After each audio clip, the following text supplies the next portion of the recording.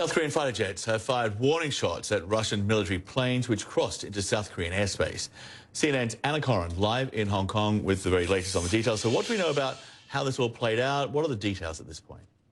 Yeah, John, obviously we are learning more information, but this is described as very rare and very dangerous. That is what Carl Schuster said, a former US Air Force captain who we spoke to a short time ago. He believes that nothing like this has happened in at least the last decade, where a country has fired warning shots at another country's aircraft. It just gives you an idea of the magnitude of what took place this morning.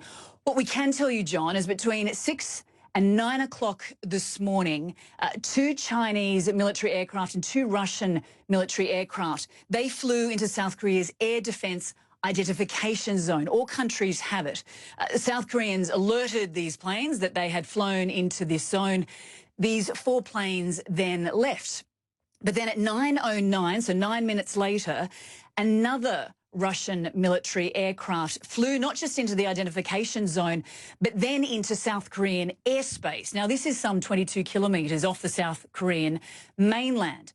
They were alerted that they were there. This military aircraft stayed there in this airspace. South Korea then sent up 2 fighter jets, which fired warning shots at this military aircraft.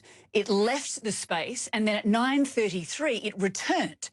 And the South Koreans once again fired these warning shots. The question is, John, why was this Russian military aircraft in South Korean airspace? This has never happened before. Russians have never entered South Korea's airspace. Were they on some sort of reconnaissance mission? Were there some sort of joint military operations taking place between the Russians and the Chinese? I think, however, what is really interesting is that the Chinese left, but the Russians sent in 1 other aircraft, not once, but twice. So this is being seen as a deliberate act by the Russians to penetrate South Korea's airspace. We haven't heard from the Russians. There is yet to any clarification as to what has taken place this morning, but certainly answers will be demanded from the South Koreans.